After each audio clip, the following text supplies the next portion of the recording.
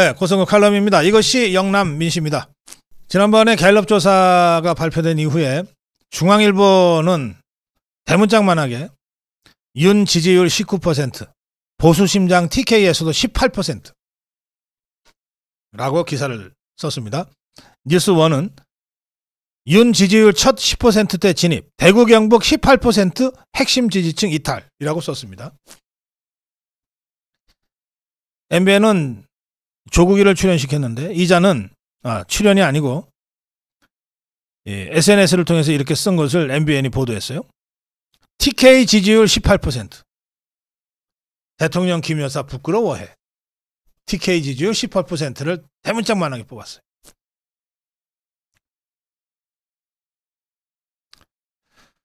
자,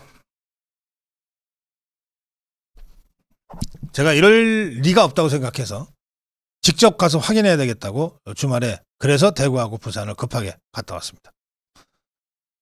그리고 갔다 와서 대구 민심, 부산 민심, 영남권 민심을 제 나름대로 듣고 보고 느꼈어요.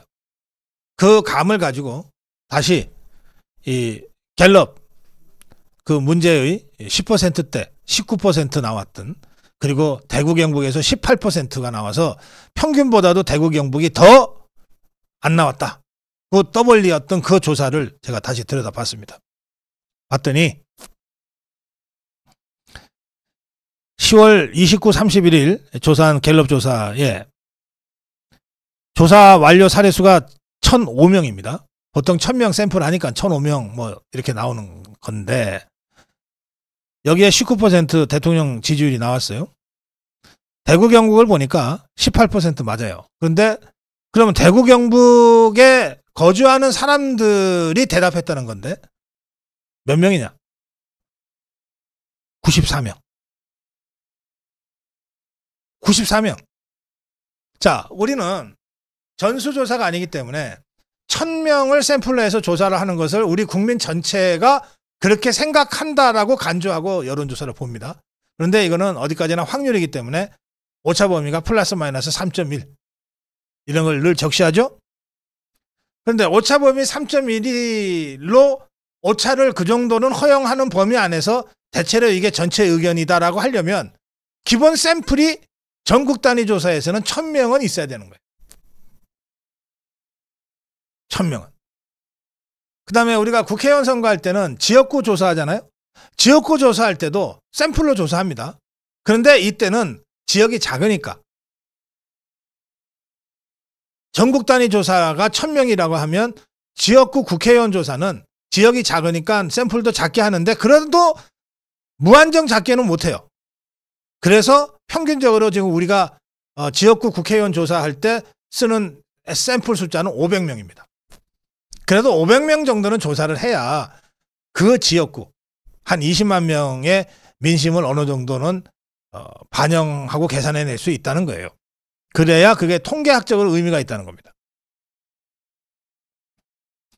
그런데 대구 경북은 대답한 게 94명이에요.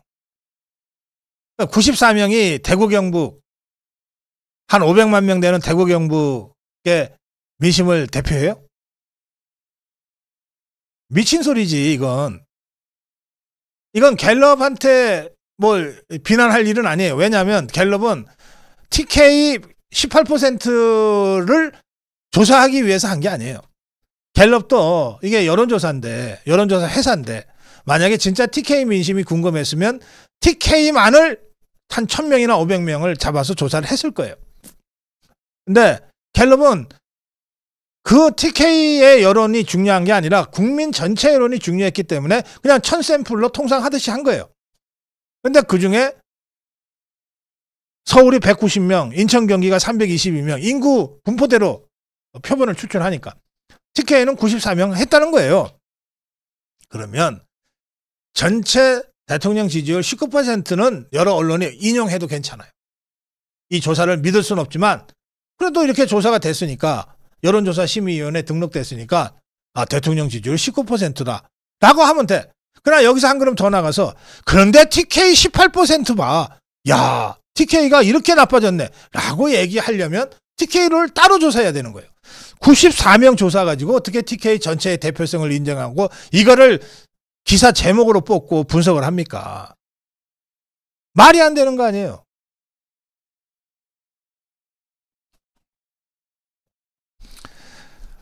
예, 제가 갤럽 조사에 퀘스천이에요. 설문항도 봤어요. 여러 가지로 편향된 설문항으로 저한테는 느껴졌습니다만 시간 관계상 이거 다 빼겠습니다. 여러분들 여론조사 심의위원회 홈페이지에 들어가면 다 직접 보실 수 있어요. 자, 그래서 제가 TK 민심이 이럴 리가 없는데 하고 그 지역에 그 영남일보가 있어요. 신문사. 영남일보가 에이스 리서치에 의뢰해서 조사한 그 대구 경북 민심 조사를 제가 찾아봤어요. 이게 10월 6일에서 7일. 그러니까 한 20일 전에 이루어진 조사예요. 갤럽 조사보다 20일 먼저 이루어진 조사입니다. 10월 6일에서 7일.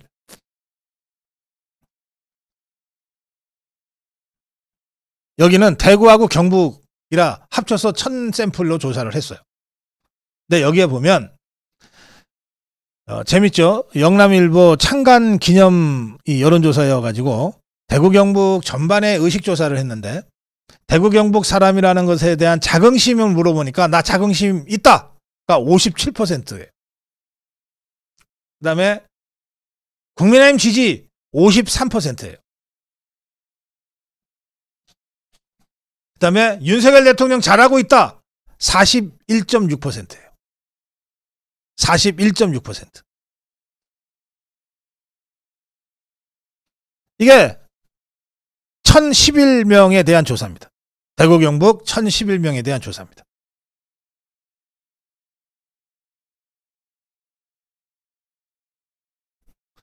이 정도 되면 대구 경북 민심을 반영했다, 대표했다고 우리가 인정할 수 있는 거예요. 그러면 갤럽에서 대구 경북 18%라고 하는 게 여기 이 영남일보 에이스 리서치 조사에서는 40%, 41%로 나왔잖아요. 아마 저 좌파들은 아니 그 시점이 다르잖아. 거기는 10월 초고 갤럽은 10월 말이잖아. 그래서 제가 좋다 그럼 한번 더 찾아볼게 하고 이 영남일보 에이스 리서치 조사와 유사한 시점에 한 갤럽 조사를 찾아봤어요. 가장 가까운 시점에 있었던 갤럽 조사가 있어요. 언제냐면 10월 15일에서 17일입니다. 그러니까 에이스 리서치 영남일보 에이스 리서치 조사가 10월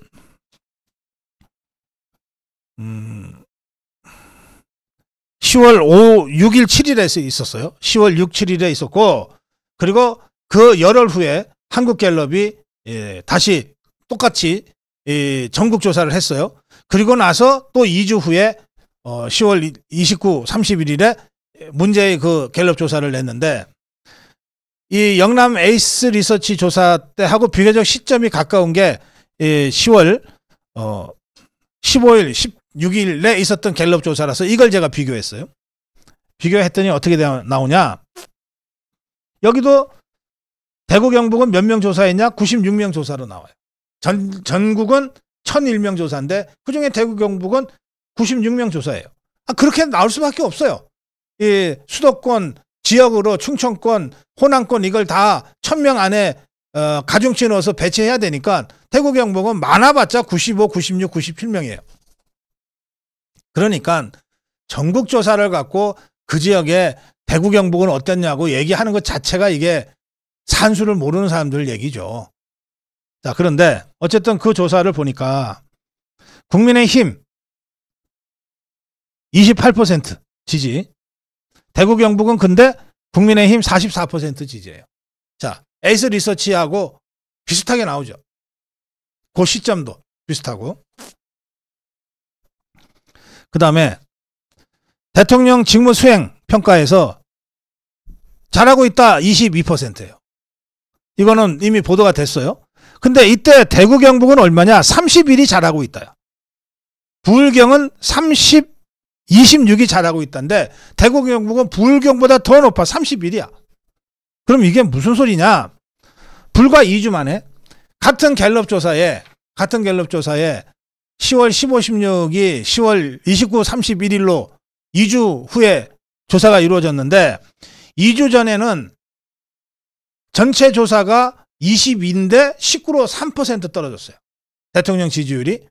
그런데 그 같은 기간 동안에 대구 경북은 31에서 18로 무려 마이너스 13%가 있었다는 거예요.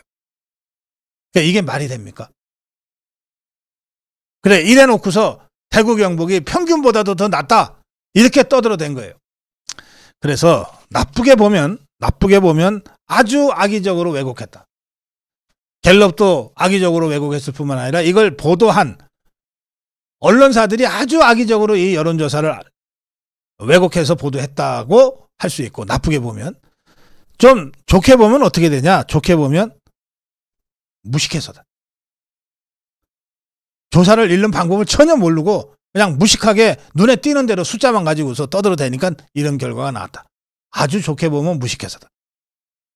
자, 그래서 여러분, 오늘 제가 KBS 라디오 전격 시사를 하는데 첫 질문에도 이 좌파 패널이나 우파 패널이 똑같이 얘기하더라고요. 대구 경북에서 평균보다도 덜 나와가지고 대통령을 대구 경북에서도 이렇게 부정적으로 보니까 큰일 났습니다. 그래서 제가 이 갤럽 조사의 이 정확한 그 리딩을 어떻게 해야 되는지를 제가 설명을 하려다 보니까 할 수 없이 뭐 비교 근거가 없잖아요. 그래서 이번에 갤럽 조사와 2주 전의 갤럽 조사, 그리고 그것과 가장 가까운 시점에 자체적으로 대구 경북 민심을 조사했던 영남일보 에스리스 조사까지 비교를 하면서 여러분께 설명을 드렸습니다. 자, 이제부터는 제가 대구 경북, 대구를 다녀오고 부산을 다녀오면서 제가 보고 듣고 느낀 이것이 영남 민심이다. 제가 전해드리겠습니다. 간단합니다. 제 느낌으로는 대구, 부산 적어도 60%에서 70%의 국민은 윤석열 대통령을 여전히 확고하게 지지하고 있습니다. 여전히 확고하게 지지하고 있습니다. 그리고 김건희 여사와 관련해서는 도대체 김건희 여사가 뭘 잘못했다고 이러냐 라고 하는 의견들이 다수였습니다. 도대체 김건희 여사가 뭘 잘못했다고 그러냐. 이게 여론이었어요. 그 논리적 귀결로서 사과하면 절대 안 돼. 사과하면 절대 안 돼. 뭘 잘못했다고 사과해. 그리고 한 번 사과하면 그걸로 끝나? 8년 전에 봐. 사과하면 또 사과, 또 사과. 결국은 끌려 내려오게 돼 있어. 절대 사과하면 안 돼. 그 다음에 또 다른 민심은 이겁니다. 이재명이보다도 한동훈이가 더 싫어. 이재명이보다 한동훈이가 더 싫어. 제가 참 제주도 용하다 그랬어요. 불과 몇 달 만에 이렇게 국민 밉상이 되기도 쉽지 않다. 그래서 저도 마지막 기회를 한동훈이한테 주고 싶어요. 살고 싶으면 지금이라도 문재인, 이재명, 조국이하고 싸워라. 대통령한테 대들고 김건희 여사 저격하지 말고 살고 싶으면 그렇게 해라. 지금이라도 그렇게 해라. 그런데 오늘 한동훈이가 5가지 요구를 4일간의 침묵 끝에 했어요. 거기 이재명이 욕하고 조국이 비난하고 문재인이 공격한 거 단 한 줄이라도 있습니까? 5가지 요구 전부가 다 윤석열 대통령 공격하고 김건희 여사 공격하는 거였어요. 이거 한동훈이는 이제 임계점을 넘어섰다. 구제불능이다.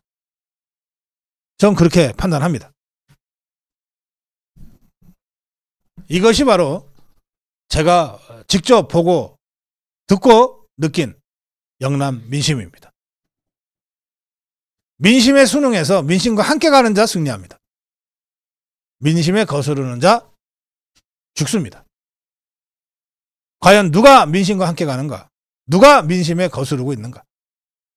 여러분들이 누구보다도 정확하게 그 답을 알고 계실 겁니다. 고성국 칼럼이었습니다. 고성국 칼럼입니다. 대통령 정면 돌파로 길을 열어가야 한다. 오늘 윤석열 대통령 정면 돌파 의지를 다시 한번 밝혔습니다. 전국 새마을 지도자 대회에 참석해서 축사를 하면서 의지를 다시 밝혔어요. 4대 개혁 결코 포기하지 않고 반드시 완수해서 대한민국의 더 큰 도약을 이뤄내고 자유와 번영의 길을 열어가겠다. 오늘 일산 킨텍스에서 전국 새마을 지도자 대회가 있었는데 이 자리에 참석한 윤석열 대통령은 축사를 통해서 의료, 연금, 노동, 교육개혁의 4대 개혁은 지금 당장 하지 않으면 국가의 생존을 장담할 수 없는 절체절명의 구조개혁 과제다. 개혁은 반드시 저항이 따르기 때문에 역대 정부들이 개혁에 실패하고 포기했다. 그러나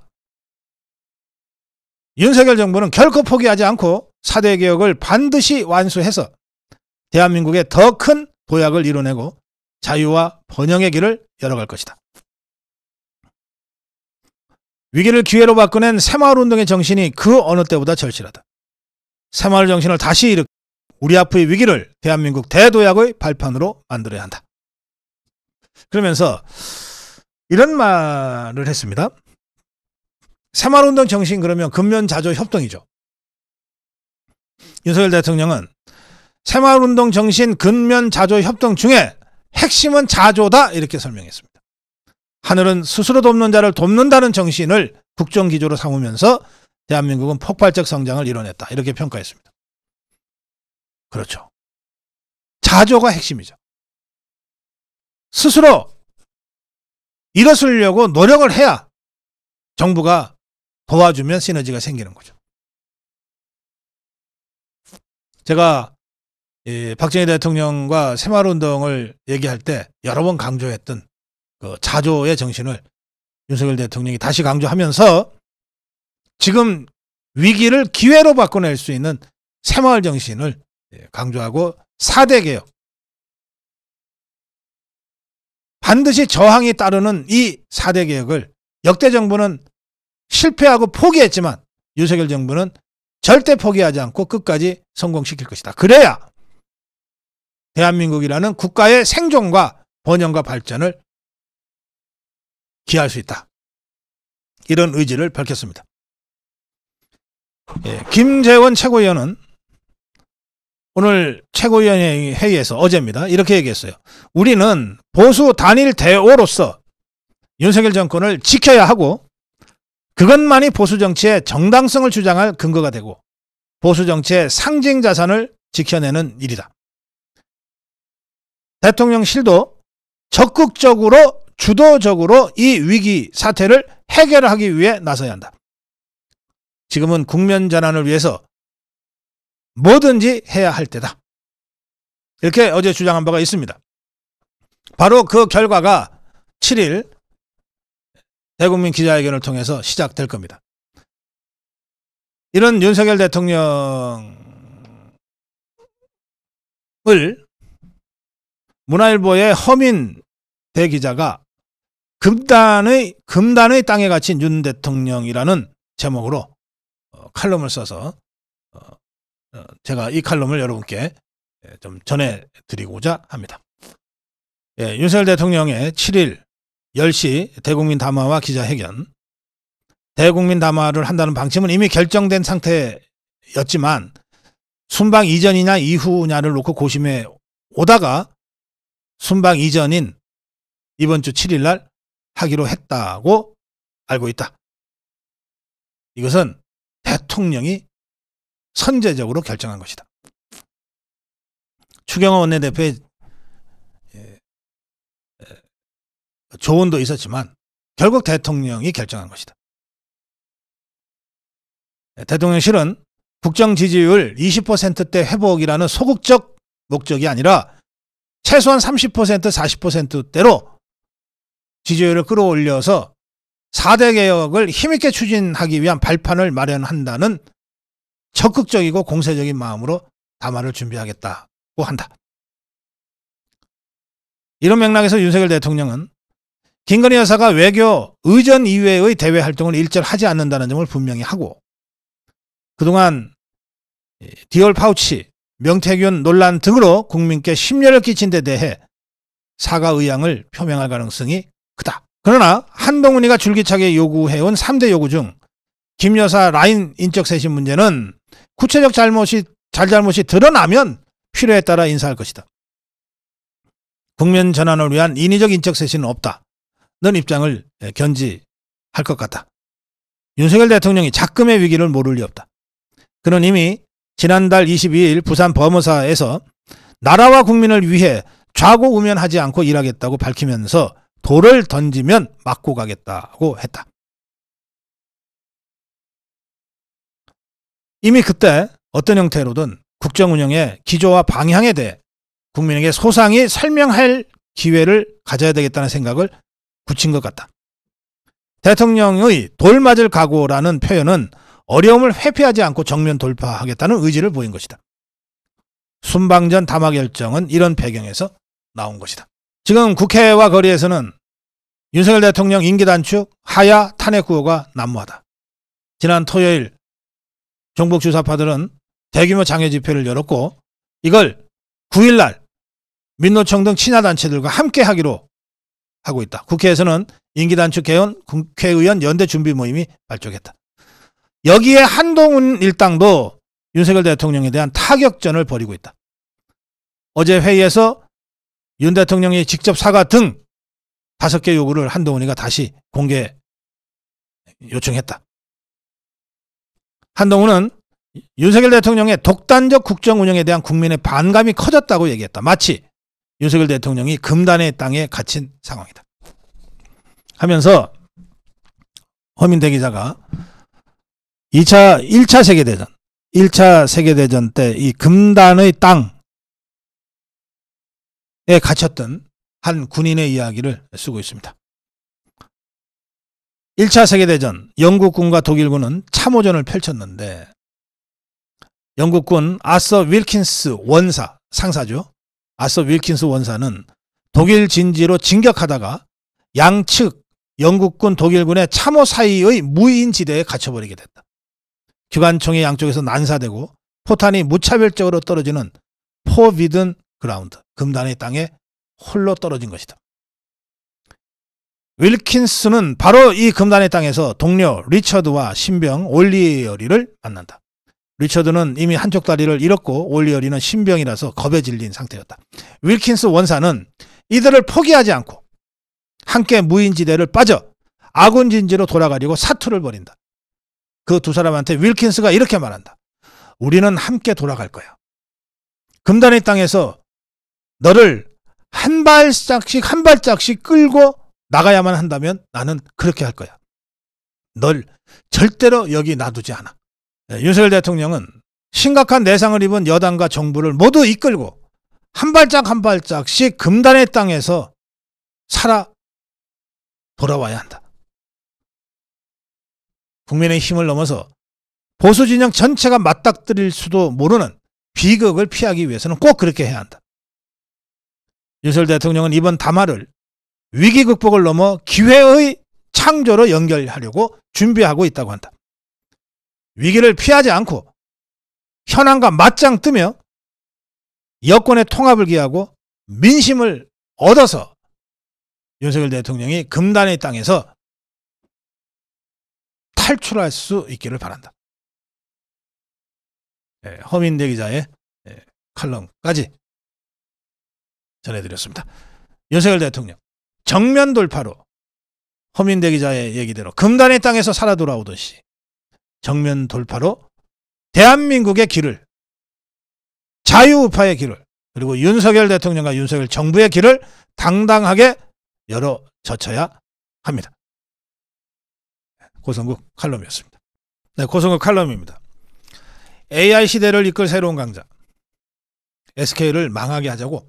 어제 제가 짧게 전해드렸는데 지금 우리가 한 20년 동안 반도체 강국으로 큰 소리 쳐왔습니다만 반도체도 계속 진화하고 있어서 메모리 반도체를 지나서 고대역폭 메모리 반도체 시대, 말하자면 AI 반도체 시대로 들어선 지 이미 한참 됐습니다. 이런 시대 흐름에 뒤처지면은 뒤떨어지는 겁니다. 정부는 대한민국을 AI 3대 강국으로 만들기 위해서 민간과 정부와 원팀이 돼서 총력전을 펼쳐 가자고 주장하고 있습니다. 정부와 산업계는 AI 개발과 산업 육성을 위해서 힘을 모으기 위해 AI 국가위원회까지 구성했습니다. 올해부터 4년간 민간 부문 AI에 총 65조 원을 투자할 계획을 세웠습니다. AI 반도체와 AI 인프라가 워낙 돈이 많이 들기 때문에 민간 개별 기업 차원에서 이걸 다 감당할 수 없어서 자체적으로 해결하기 어려운, 민간 자체적으로 해결하기 어려운 AI 인프라의 대형화와 집중화를, 또 집적화를 국가가 직접 나서서 지원한다는 겁니다. 이를 위해 정부는 4대 AI 플래그십 프로젝트, 그리고 AI 생태계 핵심 4대 분야에 집중 투자할 계획을 밝혔습니다. 글로벌 AI 인덱스, 영국에서 발표되는 이 보고서에 따르면 한국은 글로벌 AI 역량 순위에서 전년도와 동일한 종합 6위를 차지했는데, 이 중에 전년도에 비해서 인재, AI 관련 인재는 한 단계 하락했고 AI 인프라 건설은 한 단계 상승했어요. 그런데 운영 환경이 24단계나 하락했습니다. 그래서 제자리 걸음을 하게 됐어요. 이 24단계나 하락한 AI 운영 환경, 이게 바로 우리 정부가 집중적으로 관심을 가져야 될 분야입니다. 다시 말해서 24단계나 하락한 AI 운영 환경은 뭐냐면 AI 기술 구현에 영향을 미치는 사회적, 법적, 경제적, 문화적 조건을 조성하는 것을 말하는 겁니다. 이건 민간이 할 수 있는 일이 아닙니다. 개별 기업이 할 수 있는 일도 아니에요. 그래서 AI 기술 구현에 정부가 직접 나선다. 그걸 하기 위해서 민과 간이 힘을 합친다. 그것이 AI 국가위원회입니다. 지난해 미국의 AI 투자 규모는 121조입니다. 전 세계 AI 투자의 62%를 미국이 하고 있습니다. 유럽연합의 AI 투자는 18조입니다. 지금 우리는 4년 동안 65조를 투입하겠다고 하는 계획을 발표했습니다.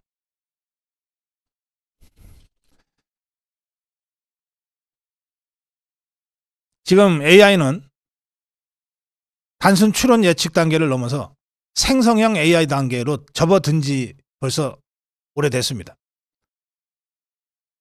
이 생성형 AI 단계에 들어선 지금은 지금까지 단순한 인간의 지적활동 보조했던 영역을 넘어서 인간을 초월해서 창작과 소통을 하는 단계로 접어들었다는 뜻입니다. 이런 생성형 AI가 우리 사회에 전반적으로 도입이 될 경우에, 조만간 도입이 되는 건데 지금 도입되고 있고 조만간 우리 사회 전체가 생성형 AI 사회로 바뀔 텐데, 이 경우에 생성형 AI 사회로 바뀌는 것만으로 연간 300조 원 이상의 경제 효과가 나온다는 계산이 있습니다. 이렇게 되면 우리의 GDP가 연간 1.8% 추가 상승 가능성이 있습니다. 지금 우리 경제 성장률 2%, 3%대인데 여기서 추가로 1.8%가 추가 상승할 수 있다는 겁니다. 그야말로 새로운 성장의 기회가 지금 우리에게 와 있다는 겁니다. 그렇기 때문에 윤석열 대통령은 국가인공지능 AI위원회 출범식을 가졌습니다. 이 장소도 상징적이에요. 서울 포시즌즈 호텔에서 했는데, 이 포시즌즈 호텔이 8년 전에 최초의 AI 이 알파고하고 이세돌 구단이 바둑을 뒀던 바로 그 장소입니다.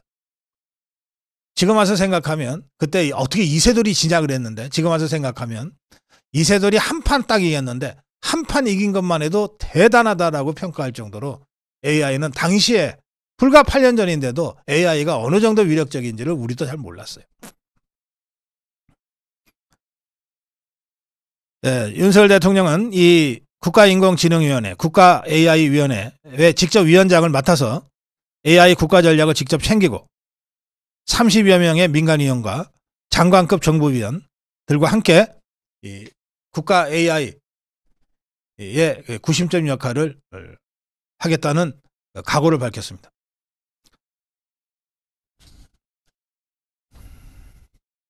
자, 우리 윤석열 정부와 대한민국이 사실상 올인하다시피 지금 AI 시대의 선두주자를 뺏기지 않기 위해서 이렇게 노력하고 있는데, 이미 세계적으로 이 기업의 질서는 AI의 출현으로 인해서 아주 큰 폭으로 변화되고 있습니다.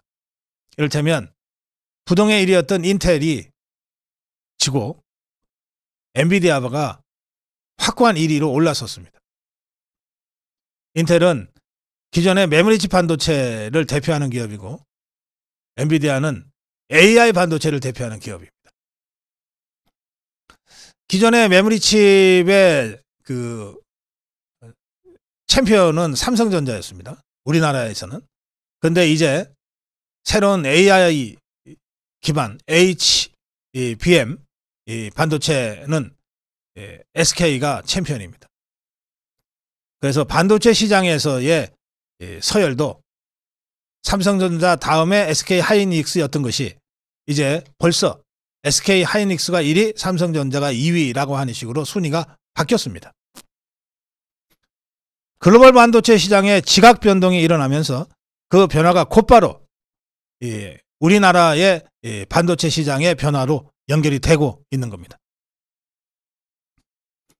세계 반도체 시장 통계 기구에 따르면 올해 2분기 글로벌 반도체 기업 가운데 가장 큰 폭의 매출 성장세를 보인 게 바로 SK 하이닉스입니다. 32%의 성장률.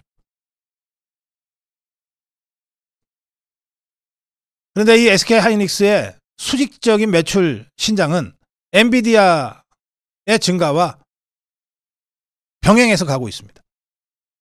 왜냐하면 SK 하이닉스가 HBM 고대역폭 메모리의 최대 납품처인 엔비디아의 HBM3 4세대를 독점 공급했고, 가장 먼저 HBM3E 5세대 8단 제품을 제공하고 있기 때문입니다.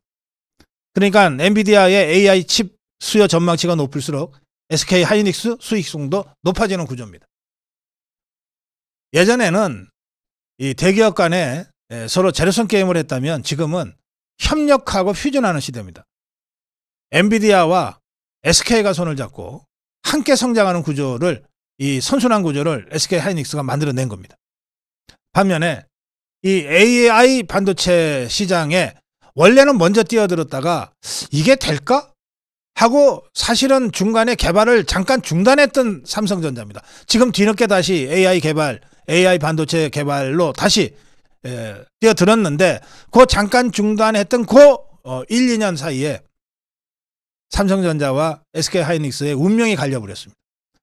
지금 삼성 위기론이 대대적으로 지금 퍼지고 있는데, 이거는 루머가 아닙니다. 실제 모든 수치가 삼성전자의 위기를 가리키고 있습니다. 그런데 삼성의 위기는 곧 한국 경제의 위기였습니다. 글로벌 메모리 반도체 산업에서, 전 세계 글로벌 메모리 반도체 산업에서 한국의 비중이 2018년에 30%였는데 불과 4년 만에 20%로 떨어졌어요. 그 대부분을 삼성의 메모리 칩이 차지하고 있었는데 떨어져 버린 겁니다. 이렇게 삼성전자가 위축 추락하면서 지난해 한국 전체 수출액도 심각한 타격을 받게 됐습니다. 삼성전자의 위기론이 제기되면 곧바로 그게 한국 경제 위기론으로 돌아오는 겁니다. 삼성전자의 실패와 추락으로 한국 반도체 산업의 세계 시장에서의 위상이 계속 하락 중입니다. 대한상공회의소는 반도체 수출액이 10% 감소하면 한국의 경제 성장률은 0.64%포인트가 감소하고, 반도체 수출액이 20%가 감소하면 1.27%포인트 각각 하락한다고 분석하고 있습니다. 삼성과 한국 경제가 동조화되면서 동반 추락하는 상황이 계속되고 있는 겁니다. 그런데 삼성전자와 한국경제의 동반 위기는 예견된 결과라고 하는 전문가들의 냉혹한 분석이 있습니다. 삼성전자가 SK 하이닉스에 비해서 낮은 연구개발 투자를 해서 기술 경쟁력에서 뒤떨어졌기 때문에 그렇다는 겁니다. 삼성전자는 사실은 SK하이닉스보다도 조금 더 먼저 2019년에 고대역폭 메모리 HBM 개발을 시작을 했다가 일시적으로 중단을 했어요. 반면에 SK하이닉스는 2021년, 2023년 각각 매출의 9.4, 매출의 11점, 또 매출의 12.8을 R&D에 투자했습니다. 그 결과 현재 HBM 고대역 폭 메모리입니다. AI 기반 메모리예요. 여기에서 SK하이닉스는 삼성전자를 기술력에서 1년 정도 앞섰다는 평가를 받습니다. 반도체 시장에서 1년 앞섰다고 하는 것은 엄청난 차이입니다. 삼성전자가 과거 HBM 개발을 하다가 포기했던 그때의 그 전략적 오류가 부메랑이 되어서 삼성전자에게 날아오고 있습니다. 이렇게 해서 1년 정도 벌어진 격차를 빨리 메우지 못하면 SK하이닉스에 밀려서 삼성은 완전히 반도체 2위 회사로 전락할 위험성도 있다고 전문가들이 얘기하고 있습니다. 이게 당연히 삼성전자 주가에도 반영이 되죠. 지난 7월 16일 88,000원이었던 삼성전자 주가가 3개월 만에 5만 전자로 떨어졌어요. 시가총액만 무려 100조가 증발됐습니다. 이게 지도자의 전략적 판단 오류가 가져오는 엄청난 피해고 재앙입니다. 반면에 삼성전자의 추락이 크면 클수록 SK하이닉스의 비상도 아주 놀랍습니다. 새로운 버전의 엔비디아 그래픽 처리 장치 GPU가 나올 때마다 더 많은 고대역폭 메모리 HBM을 엔비디아가 요구하는데, 그런데 이 엔비디아의 HBM 고대역 폭 메모리를 독점 공급하고 있는 게 SK하이닉스니까 엔비디아가 빨리 나가면 나갈수록 SK하이닉스도 그걸 따라서 계속해서 더 빨리 확장하지 않으면 안 되는 즐거운 비명을 지를 수밖에 없는 상황이라는 겁니다. 실제 이 최태원 SK그룹 회장은 어제 그제 열린 SK인공지능 서밋 2024에 참석해서 엔비디아의 젠슨 황 CEO와 대담한 부분을 설명을 했어요. 그 중에 보면 젠슨 황이 이미 계약했는데 야 그거 6개월만 좀 땡겨줄 수 없냐. 빨리. 예, 최태원 회장이 이 반도체 총괄 사장을 돌아보면서 할 수 있냐? 할 수 있습니다. 그러니까 전 세계는 지금 이런 속도 경쟁에 이미 접어든 지 오래입니다. 특히 이날 최태원 회장이 PT를 직접 했는데 여기서 가장 강조된 것이 협력입니다. SK하이닉스는 독자적으로 이렇게 빠른 성장을 보이는 것이 아니라 젠슨 황이 이끄는 엔비디아와의 전략적 협력관계, 그리고 웨이저자 TSMC, 이거 대만 기업이죠. TSMC 웨이저자 C와의 전략적 협력관계를 강력하게 구축을 했어요.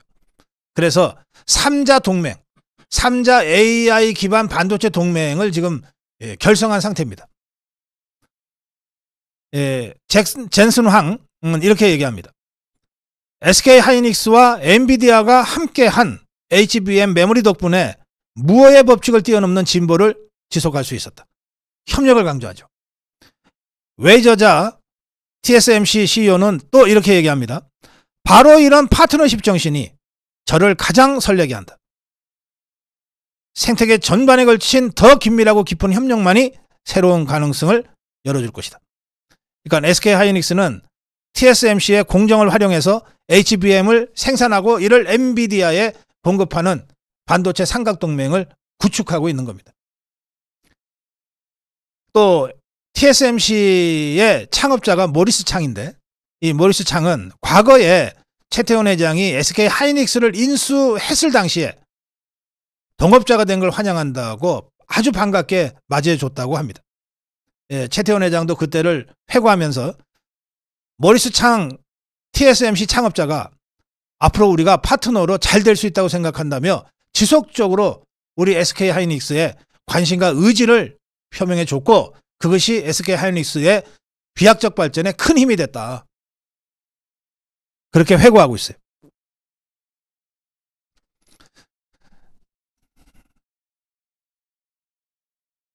자, 우리나라는 수출로 먹고 사는 나라입니다.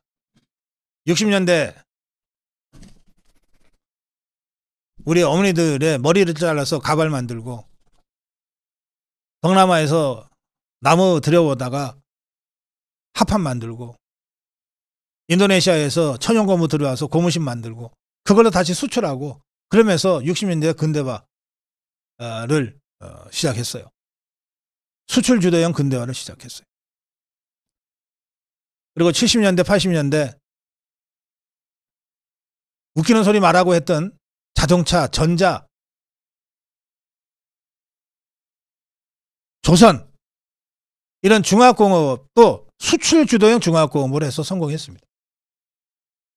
지난 20여 년간 우리 대한민국이라는 수출 주도형 경제구조를 이끌었던 것은 반도체였습니다. 이 20년 동안 삼성전자라는 메모리칩 반도체의 세계 챔피언이 감당했던 역할은 이로 말할 수 없이 커요. 그 반도체를 시작하고 간 이건희 회장의 그 탁월한 선택은 아무리 높게 평가해도 모자람이 없을 겁니다. 그런데 시대는 자꾸 바뀌는 거예요. 같은 메모리 칩이라도 이제는 고대역폭 메모리, AI 기반 메모리 칩 시대입니다. 그런데 이 시대에 이 엔비디아라는 월드 챔피언, 세계 반도체 시장을 선도하는 이 엔비디아와 전략적 제휴 관계를 맺고 있는 것은 삼성전자가 아니라 SK하이닉스예요.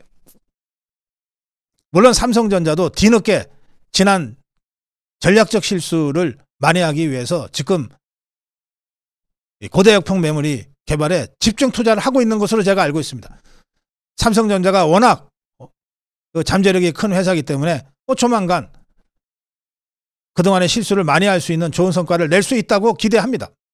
그럼에도 불구하고 삼성전자 못지않게 적어도 지금 이 순간 그리고 당분간은 전 세계 반도체 시장을 주도하는 AI형 이 반도체 시장을 주도하는 엔비디아와의 전략적 제휴 관계를 굳게 갖고 있는 SK하이닉스가 우리 경제의 미래라고 할 수밖에 없습니다.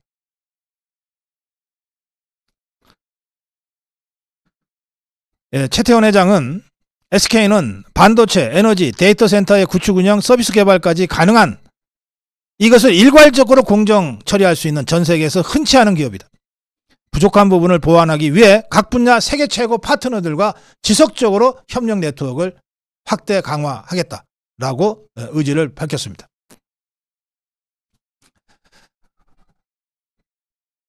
그런데 이게 말이 쉽지 한 기업이 자사의 이익을 독점적으로 추구하는 것은 쉽지만 여러 파트너 기업들과의 협력을 열린 마음으로 해나가면서 윈윈하는 경영을 한두 번도 아니고 지속적으로 해나가는 것은 웬만한 경영 철학이 뒷받침되지 않고서는 하기 어려운 일입니다.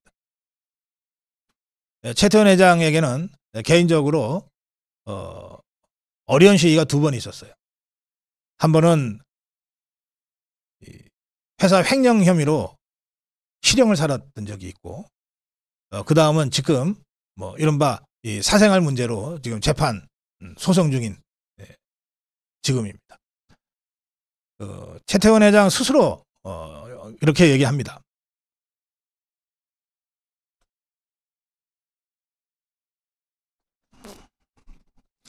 옥중에 있던 2014년 감옥에 있으면 여러 가지 자기를 돌아보게 되거든요. 지금부터 10년 전이죠. 새로운 모색 사회적 기업이라는 저서를 냈는데요. 그러면서 그 무렵에 이런 자신의 소회를 털어놓은 적이 있습니다. 그때부터 이 책 제목에서 나오는 사회적 기업이라는 이 사회적 가치를 강조하고 나섰거든요. 10년 전부터 SK가 최태원 회장이 왜 사회적 가치를 추구하게 됐냐는 질문을 받고 최태원 회장이 그 10년 전에 이렇게 얘기를 합니다. 나는 착한 사람과는 거리가 먼 사람이었다. 정확히 말하면 지독한 기업인이었고 살아남기 위해 무엇이라도 해야 한다고 생각했던 그런 기업인이었다. 그때 나와 아주 반대되는 사람을 만났다. 돈 같은 것에는 전혀 관심 없고 오직 사람만을 향하는 사람이었다. 그 사람을 관찰해 보니 내가 잘못 살아온 것 같았고 그때부터 새로운 생각을 했다. 나의 분석력을 가지고 공감 능력을 배워서 사람에게 다가가는 방법을 고민했고 사회적 기업을 배우기 시작했다. 영리 기업도 사회적 가치를 꼭 해야 한다는 생각을 하게 됐다.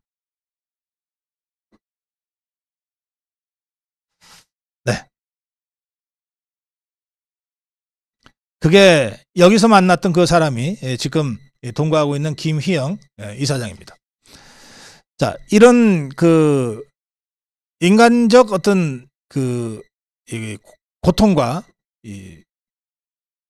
그 성숙함과 당금질을 거쳐서 최태원 회장은 가치지향 경영을 선언하게 됐고요. 그 가치지향 경영을 수행하는 중점기구로 그룹의 수펙스라고 하는 혁신기구를 이제 운영을 하게 되죠. 그래서 지금 최태원 회장이 AI 기반 반도체 고대역폭 메모리를 가지고 엔비디아와 또 TSMC와 이런 전략적 제휴관계를 맺는데 그것이 일시적인 비즈니스적 수준의 제휴관계가 아니라 사회적 가치를 함께 공유하고 지향하는 그런 가치 경영의 어떤 연합체라고 하는 성격이 있기 때문에 저는 이 전략적 제휴관계가 매우 강하고 지속 가능할 거라고 저는 생각합니다. 이런 점들이 새로운 SK 기업 문화로 자리 잡고 있어서 성과급에 있어서도 삼성전자보다 SK 하이닉스가 앞서는 기반이 되고 있습니다. 이게 참 놀라운 얘기가 하나 있는데요. 2021년에 뭐 삼성이나 SK 하이닉스나 우리나라 대부분의 기업들은 성과급을 운영하고 있어요. 그런데 2021년에 SK의 젊은 직원들 사이에서 이거 성과급 기준이 좀 불투명하다 하는 문제 제기가 있었어요.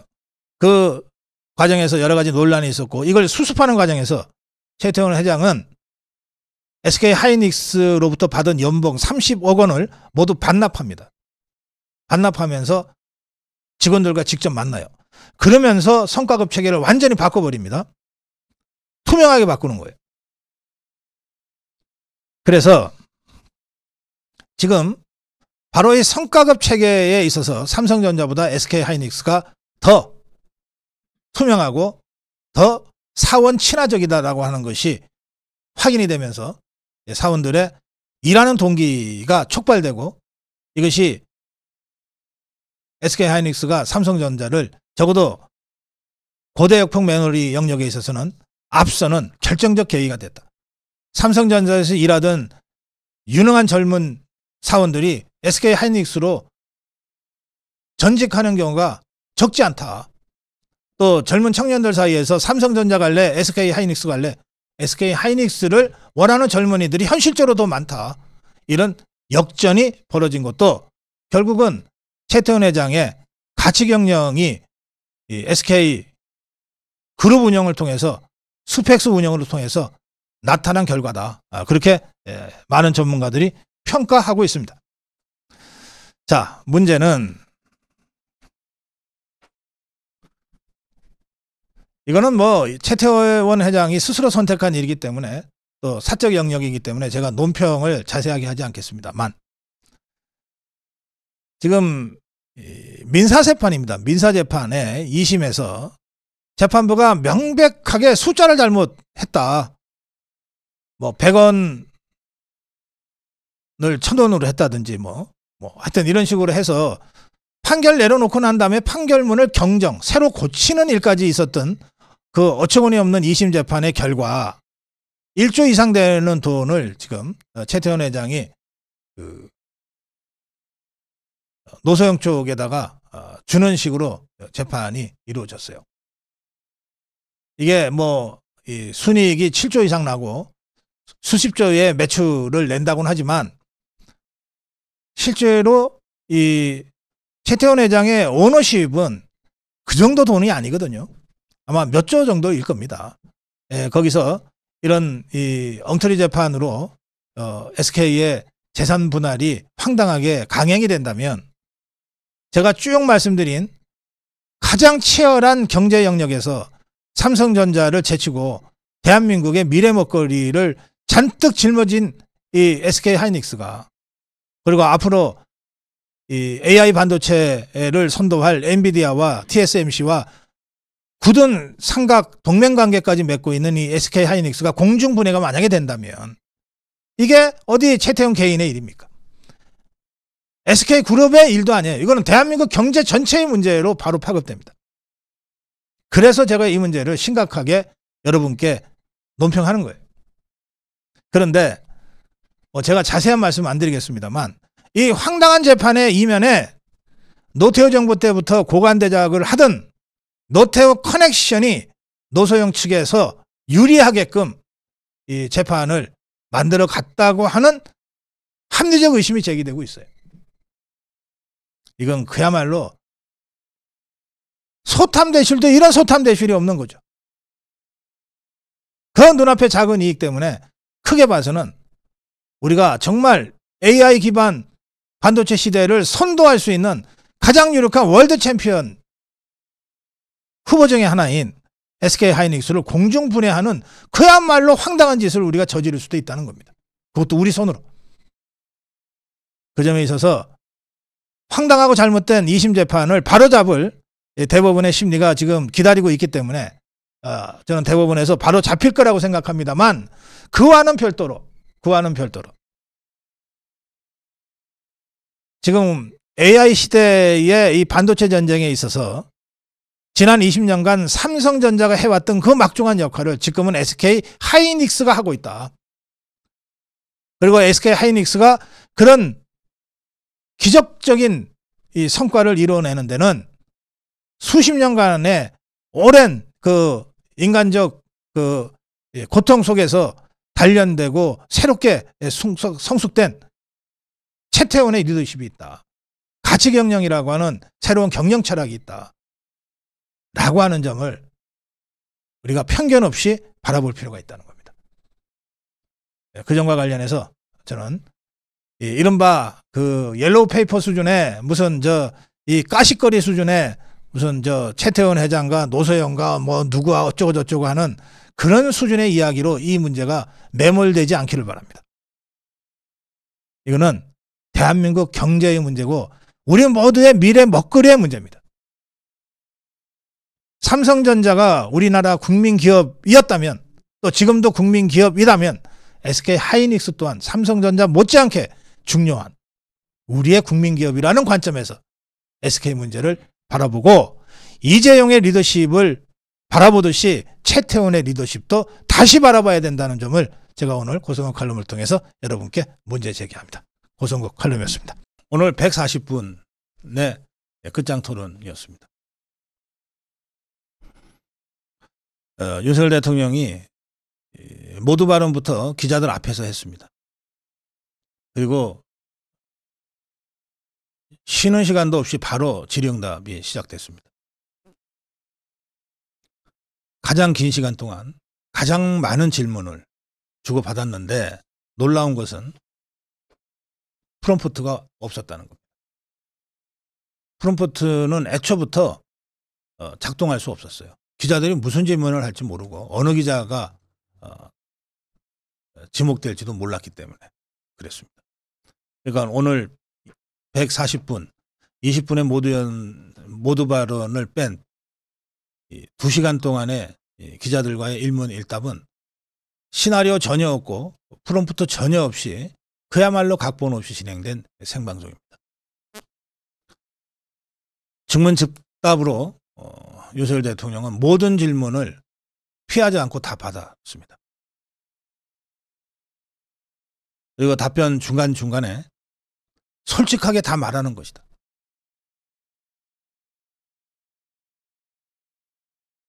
이 부분은 좀 시간을 들여서라도 내가 좀 설명을 해야 되겠다. 좀 풀어서 말하겠다. 정말 대화하듯이 이렇게 기자회견을 이끌어 갔습니다. 그래서 이 기자회견을 본 모든 분들이 대통령 정말 솔직하고 진솔했다 라고 하는 평가를 하게 된 것 같습니다. 모두 발언을 시작한 직후에 윤석열 대통령은 누구도 예상하지 못한 파격적인 대국민 사과를 합니다. 여러분들 어제 신문 다 한번 내서 다시 한번 확인해 보세요. 사과를 할지 말지 가지고서 언론들이 주요 기사로 다뤘습니다. 사과라는 단어를 쓸지 말지 가지고 다뤘습니다. 어느 언론도 대통령이 담화 중에 일어나서 옷깃을 다시 여미고 국민 앞에 고개를 깊이 숙여서 사과라는 단어를 2번, 3번 써가면서 대국민 사과를 할 거라고 예상했던 언론은 단 하나도 없습니다. 아까 장해찬 최고위원도 이렇게 사과할 거라고는 전혀 상상을 못했다는 겁니다. 대통령을 가장 잘 아는 사람 중에 한 사람인데도 예측을 못했어요. 윤석열 대통령의 대국민 사과는 그야말로 일반인들의 또 말 좋아하는 입방아지 찍기 좋아하는 그런 호사꾼들의 얘기와는 완전히 차원이 다른 대국민 사과였습니다. 그 사과에서 대통령의 진정성이 느껴졌고 그리고 이어지는 2년 반 전 대통령을 시작했을 때의 그 어려웠던 내외적인 상황 속에서도 단 한시도 국민 민생을 생각하지 않은 날이 없고 잠을 제대로 잔 날이 없다고 하는 이어지는 대목에서 많은 분들은 이게 대통령이 위기를 벗어나기 위해서 일시적으로 쇼하듯이 하는 게 아니구나. 이게 진짜 윤석열의 진심이 담겨있는 담하고 기자회견이구나. 그렇게 저는 처음부터 느끼게 됐다고 생각합니다. 특히 윤석열 대통령은 이 사과를 하면서 대통령은 변명하는 자리가 아니라고 생각한다고 얘기했습니다. 대통령은 변명하는 자리가 아니라고 생각합니다. 모든 것이 저의 불찰이고 부덕의 소치다. 제 아내의 부적절한 처신까지도 다 저의 잘못이라고 얘기하면서 대통령이 직접 자신의 잘못으로 사과를 했습니다.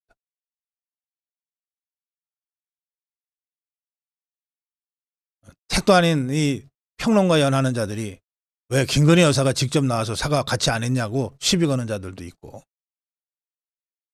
둘은 뭉술이 사과했지 그게 무슨 사과냐고 시비 거는 자들도 있습니다만 모든 것은 내 책상 앞에서 멈춘다고 하는 그 미국 대통령의 격언처럼 윤석열 대통령 김건희 여사를 포함한 내 아내를 포함한 내 주변의 모든 불찰도 모든 논란도 다 나로 인해 비롯된 것이고 나로부터 시작된 것이고 내가 그 모든 책임이 있다. 그래서 내가 사과한다.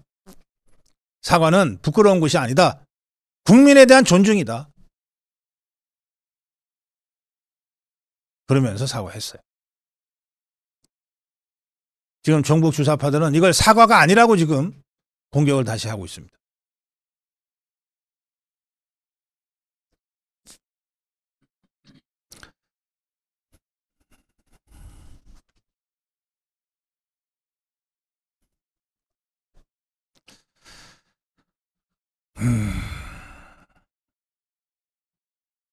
네. 이 모두 발언은 처음부터 끝까지 국민의 민생에 대한 대통령의 걱정으로 시종됐습니다. 임기 후반기, 임기 반환점을 맞아서 하는 대국민 기자 간담회, 기자회견과 담화였기 때문에 임기 전반기를 보낸 대통령으로서 임기 후반기에 대한 각오를 피력해야만 되는 자리였는데, 예, 윤석열 대통령은 이 대목에서 이렇게 얘기했습니다. 저는 2027년 5월 9일 대통령 임기가 끝나는 날이죠. 5월 9일 밤 12시가 임기 종료 시점입니다. 저의 임기를 마치는 그날까지 모든 힘을 쏟아 일하겠습니다. 그러니까 어떤 경우에도 탄핵당하지 않을 것이고, 어떤 경우에도 임기 단축하는 그런 모략에 넘어가지 않을 것이다 라고 하는 것을 선언한 겁니다. 그러면서 매사 초심으로 돌아가 남은 2년 반 동안 민생 변화에 따른 혜택을 체감할 수 있게 실질적 변화에 역량을 집중하겠습니다. 그러면서 4대 개혁 플러스 1, 의료, 연금, 노동, 교육 개혁과 인구 위기 극복, 이 4+1 개혁을 다시 강조합니다. 이것은 민생과 직결된 과제고 우리의 미래를 지키는 일이기 때문에 절대 포기할 수 없고 결코 포기할 수 없다는 겁니다. 지금 하지 않으면 나라가 정말로 위험해진다는 겁니다. 그러면서 저와 정부의 부족했던 부분 잘 알고 있습니다. 고쳐야 할 부분 고쳐가겠습니다. 국민 여러분의 뜻을 겸허히 받들어 국정 쇄신에 나서겠습니다. 당정 소통 더 강화하고 국민을 위해 일하는 유능한 정부, 유능한 정당이 되도록 하겠습니다. 국민 여러분도 저에게 지적할 부분은 지적하시더라도 민생과 미래를 위한 일만큼은 모두 힘을 모아주시길 부탁드립니다. 이렇게 호소합니다. 진영이 다르고 생각이 다를 수 있지만 우리 자녀에게 좋은 미래를 선사해야 하는 것은 우리 모두의 공통과제 아닙니까? 저도 국민 모두의 마음을 모으기 위해 다시 한번 제 마음가짐을 돌아보고 더 소통하고 더 노력하겠습니다. 함께 해주시기 바랍니다. 이게 대통령 담화의 핵심 내용이에요. 그리고 나서 이제 시작된 기자와의 끝장 토론이었습니다.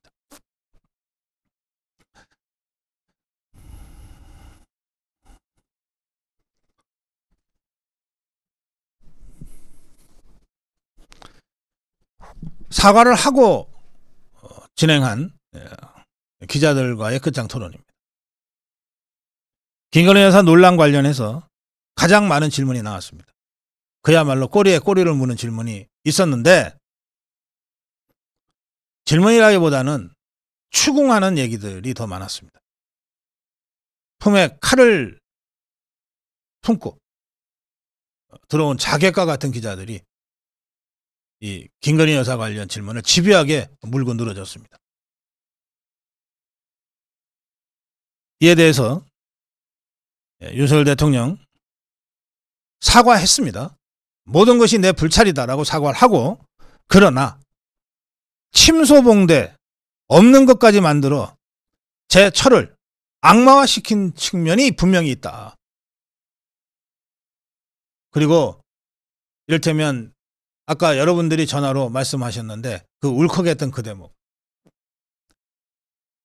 대통령 후보로서 하루 종일 뛰어다니다가 집에 들어가서 탈진하듯이 쓰러져서 자는 그 남편 옆에서 선거운동 바깥에서 나가서 도와주지는 못한 그 애처로운 아내가 밤새워서 그 옆에서 엎드려서 대통령 후보한테 대통령 후보 전화기로 온 수천 통의 문자 메시지에 일일이 답변하느라고 밤을 꼬박 새우는 그 장면을 설명하면서 이렇게까지 표현했어요. 새벽에 일어나 보니까 그렇게 하고 있길래 미쳤냐 그랬다는 거예요. 자기 아내한테. 그러면서 그런데 이게 국정농단입니까? 라고 반문합니다. 아내가 남편을 도와주기 위해서 이렇게 밤을 새워서 문자 메시지에 누군지도 모르는 그 국민들의 문자 메시지에 일일이 답하고 있는 그것도 국정농단입니까? 그랬어요.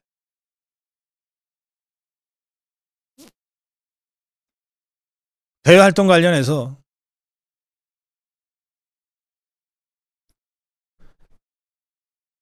대통령이 이렇게 표현합니다.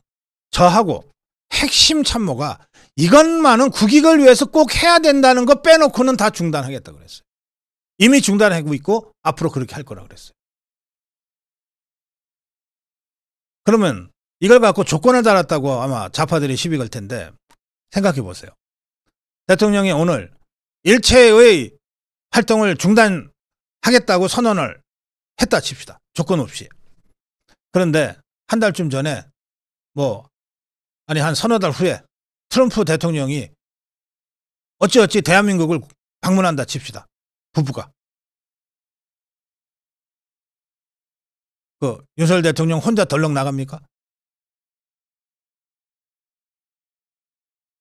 그럴 때 어쩔 수 없이 또는 정말로 이거는 국익을 위해서 꼭 필요한 일이라고 생각해서 김건희 여사가 대통령과 동행을 했을 때 오늘 조건 없이 중단하겠다고 만약에 선언했다면 이 선언을 못 지키는 거가 되잖아요. 그래서 또 그때 시비를 당하지 않겠습니까? 그때마다 변명해야 됩니까? 그때 그랬지만은 이거는 예외입니다 하고? 그렇게는 할 수 없는 거 아니에요. 지키지 못할 약속을 할 수는 없다는 거예요, 대통령은. 대통령으로서 본인과 핵심 참모들이 이것만은 국익을 위해서 정말 꼭 필요합니다라고 하는 그 영역에 있어서는 활동을 하지 않을 수 없다. 그걸 제외한 모든 활동은 이미 중단했고 앞으로 중단할 거다 그랬어요. 이게 책임 있는 자세지. 지키지도 못할 거 또는 국익에 분명히 손해가 될 줄 뻔히 알면서 야당 공격이 무섭고 한동훈이 공격이 무서워서 그냥 덜컥 선언해요?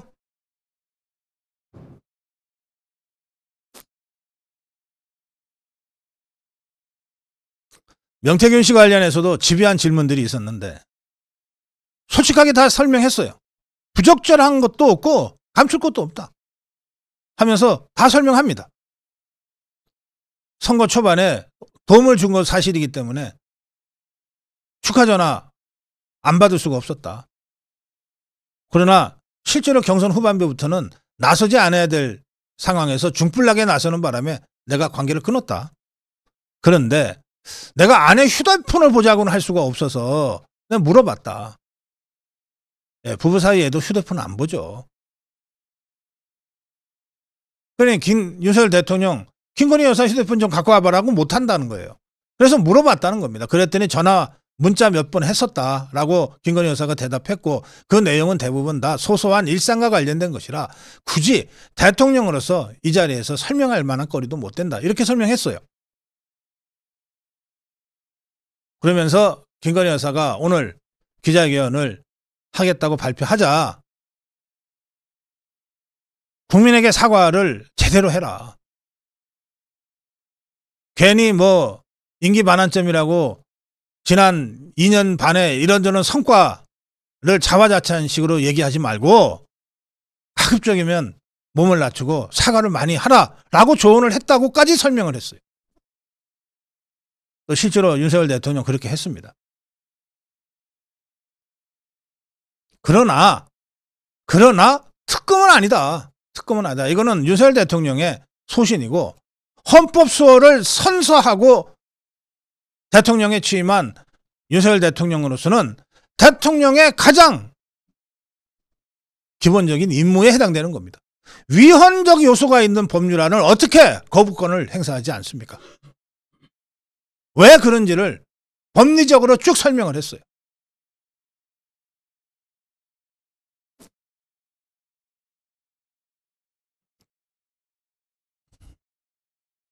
또 대통령 아내로서의 조언을 국정농단이라고 하면 청와대 야당으로 불렸던 유경수 여사는 어떻게 생각해야 되냐.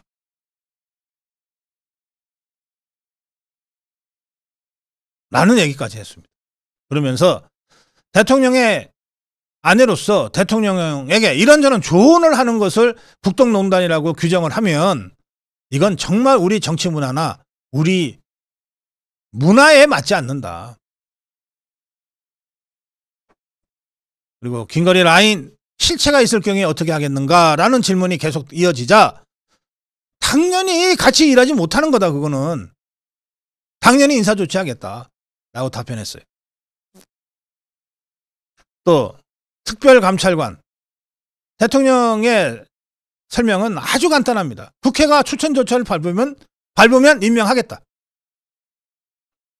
국회가 추천하면 당연히 임명할 것이다.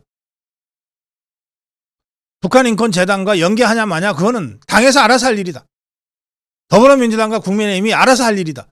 나는 국회가 추천하면 임명한다. 한동훈이는 뭐 이걸 가지고서 연일 무슨 지 트렌드처럼 얘기하는데 이거 윤석열 대통령 입장에서는 아무 문제도 아닌 거예요. 국회가 추천했는데 내가 왜 임명 안 하냐. 추천해라 제발. 이 말입니다.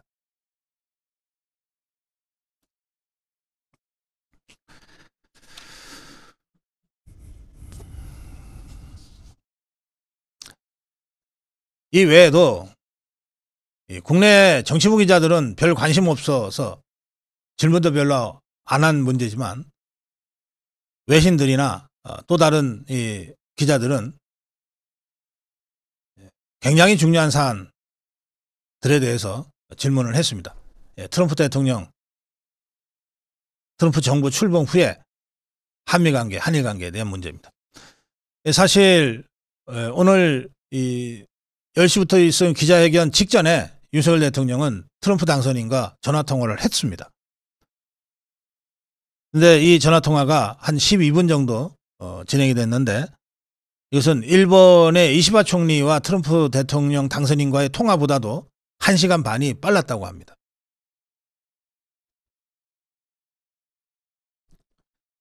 윤석열 대통령은 트럼프 당선인과의 12분간에 걸친 통화 내용을 비교적 소상하게 설명을 했어요.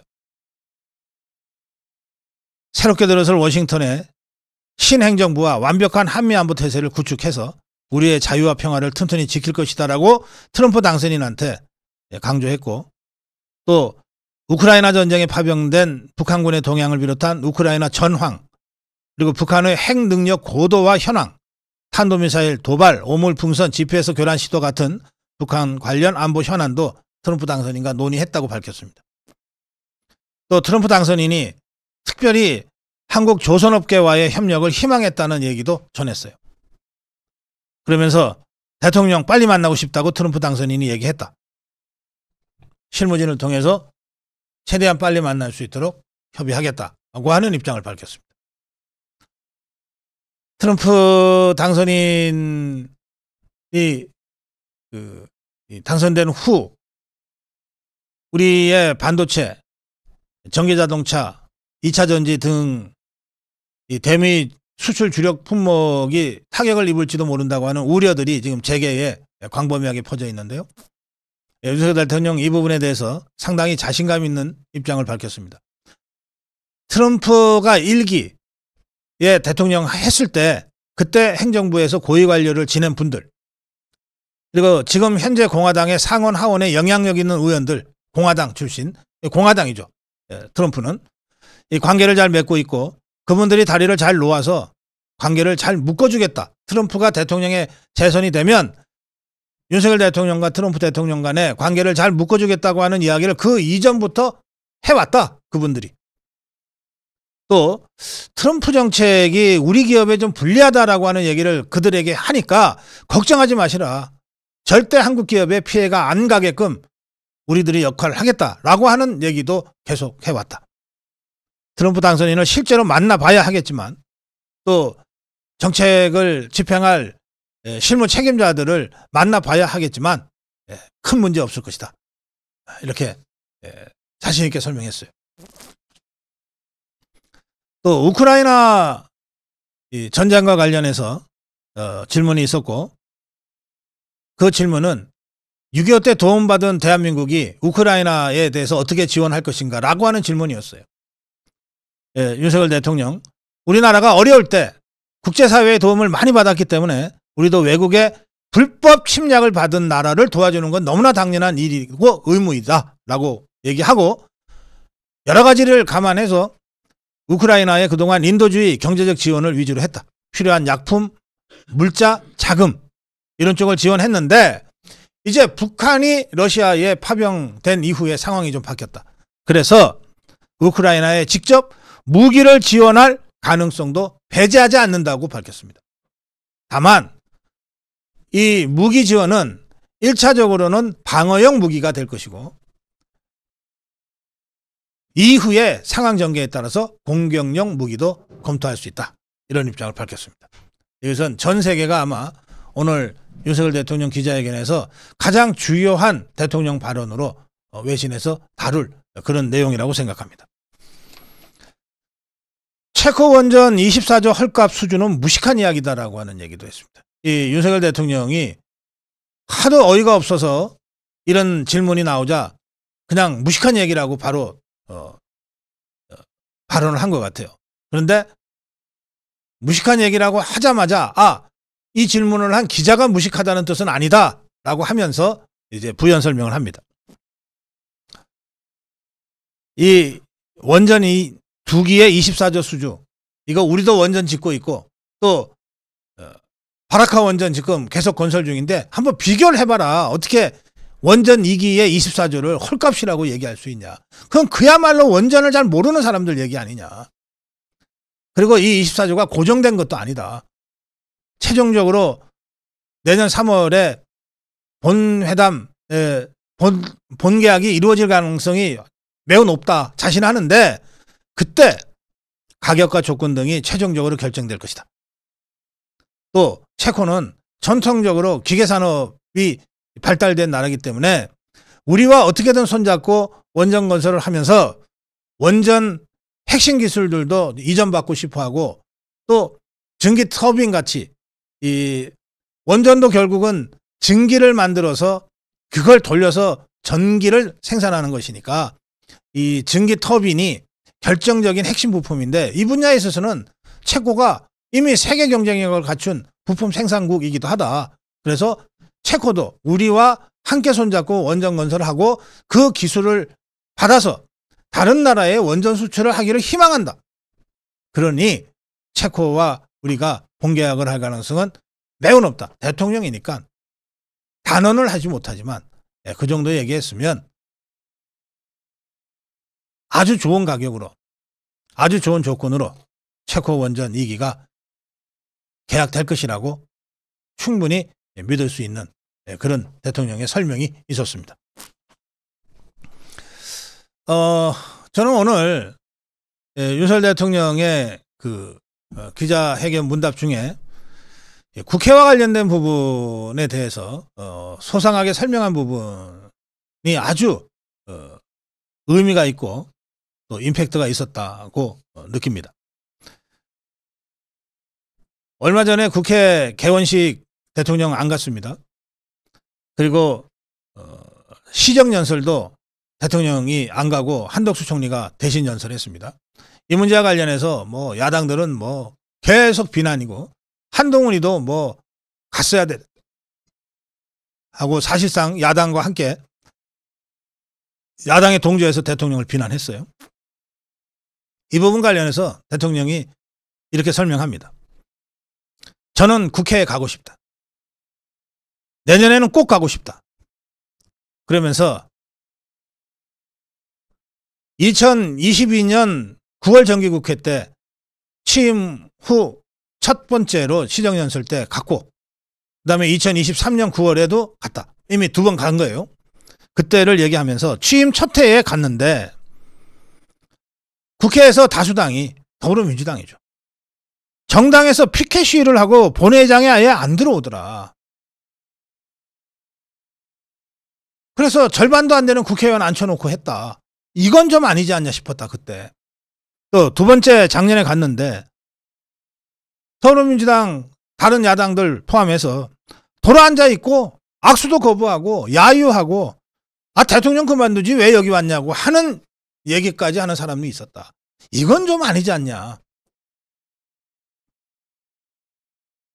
또 대통령이 임명한 공직자 중범죄를 저질렀을 때나 하는 탄핵소추 마구 해대고 특별검사 반복하고 동행명령권 남발하고 이건 나들어 대통령들어 국회 오지 말라고 하는 얘기랑 똑같다라고 나는 생각할 수밖에 없었다. 그래서 안 갔다.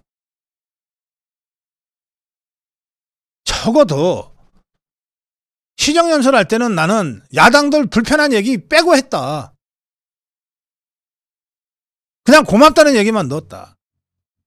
그러면 야당도 대통령이 이렇게 표현합니다. 어제까지 퇴진운동 했더라도 대통령 국회에 불러서 가면 그 하루만이라도 좀 최소한의 예의 지켜서 그렇게 해준다면 내가 왜 국회를 안 가느냐. 10번이라도 더 가고 싶다.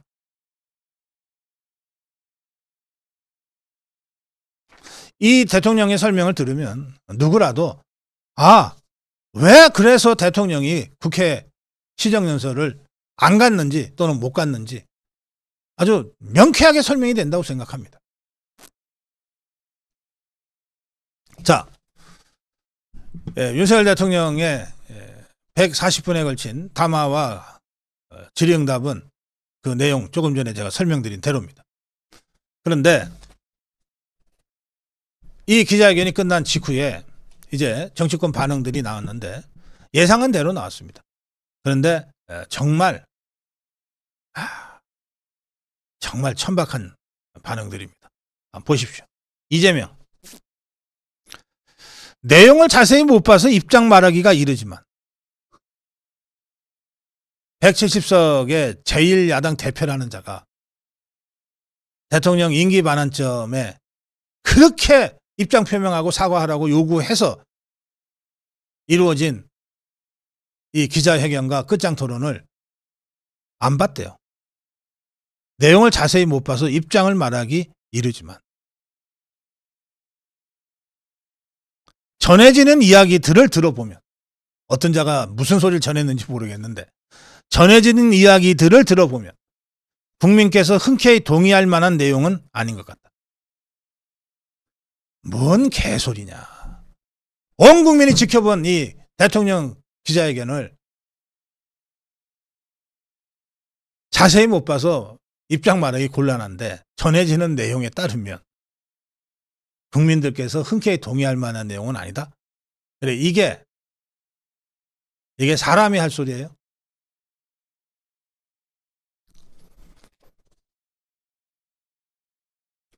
더불어민주당 쪽의 반응들은 이렇습니다. 윤 대통령 인생에 사과는 없는 듯하다. 그게 사과가 아니래. 국민은 잘못한 게 없고 국민이 이해를 못한다는 식이다. 자신은 잘못한 게 없고 처음부터 끝까지 내 잘못이고 내 부덕의 소치다 라고 했는데 이 귀가 멀었나 이 자들은? 아무것도 인정하지 않으면서 무슨 사과냐. 국민의 요구를 악마화로 표현하는 게 분노스럽다 그랬어요. 그러면 윤석열 대통령 김건희 여사를 마녀화하고 악마화한 거 아니에요?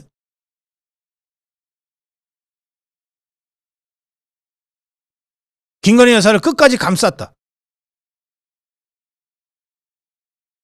사과의 진정성도 국정 쇄신 의지도 찾아볼 수 없었다. 특검법 거부 입장을 재차 밝혔다. 그러니까 이 자들은 윤석열 대통령이 무슨 얘기를 하든 특검 수용했으면 이제 정신 차렸네 했을 거예요. 환영도 아니야. 만약에 윤석열 대통령이 특검 수용하겠다고 했으면 이제야 정신 차렸네 정도의 논평이 나왔을 거예요. 그거 빼놓으면 어떤 내용이든 이런 정도의 논평을 미리 써놓고 기다렸을 것 같습니다. 더 소개하기도 토 나옵니다. 조국 혁신당 황운하 마지막 기회를 날려버렸다. 탄핵밖에는 답이 없다. 이 얘기를 기자회견 전에 하고 싶어서 얼마나 입이 근질근질 했을까요? 자, 종북 주사파 야당 그렇다 치고 한동훈 이자는 왜 아무 소리 못하고 있는 거야 지금? 침묵이 금이라고 금 따러 갔나? 자, 찍소리 못하게 대통령이 만들었어요. 한동훈이가 정말 고춧가루 뿌리듯이 5대 요구라고 하는 걸 덜렁 했어요. 5대 요구를 할 때는 이거 다 못 들어주겠지라는 계산 끝에 한 겁니다. 왜? 5대 요구는 윤석열 대통령과의 차별화를 하기 위해서 이자가 요구한 거니까. 그러니까 대통령이 다 들어주면 안 되는 거예요. 그런데 보세요. 오늘 윤석열 대통령 한동훈의 5대 요구뿐만 아니라 그보다 훨씬 더 큰 것까지 다 품어 안았어요. 자, 한동훈의 5대 요구가 뭐였나? 윤석열 대통령의 직접 사과. 오늘 대통령 정말 진심으로 사과했지 않습니까? 그러니까 첫 번째 요구는 120% 수용했어요. 대통령실 참모진 전면 개편. 대통령실 개편 준비하고 있다는 거 아닙니까? 쇄신 내각 준비하고 있다는 거 아니에요. 한동훈이가 하라고 하기 전에 준비해 왔다는 거 아닙니까? 다만 시점은 여러 가지 감안해서 차후에 하겠다는 거예요. 그럼 첫 번째, 두 번째, 세 번째 다 오늘 대통령 기자회견에서 다 나왔어요. 네 번째, 김건희 여사 대외 활동 즉각 중단. 아까 제가 조금 시간을 들여서 설명했는데 즉각 중단. 이미 중단했다는 겁니다. 앞으로도 중단할 거라는 겁니다. 다만 대통령과 핵심 참모들이 이건 꼭 필요하다고 얘기하는 그 사안은 예외를 하겠다. 한동훈이는 그거 갖고 시비 걸고 나올지 모르겠어요. 그럼 끝장토론 다시 한번 합시다. 그 문제 가지고. 마지막으로 특별감찰관 임명. 이게 별거 아니라고 그랬잖아요. 대통령이 국회에서 추천하세요. 임명하겠습니다. 한동훈이 얘기를 다 들어줬는데 이자가 뭔 할 말이 더 있어요. 찍소리 못하게 만들었어요. 그러면 한동훈이가 찍소리 못하면 똘마니들도 조용해야지. 한동훈 똘마니들의 반응은 어떠냐? 안 하느니만 못했다. 오늘 대통령 기자회견이 안 하느니만 못하는 회견이었다는 거예요. 구체적으로 설명한 게 없어서 사과라고 인정할 수가 없다.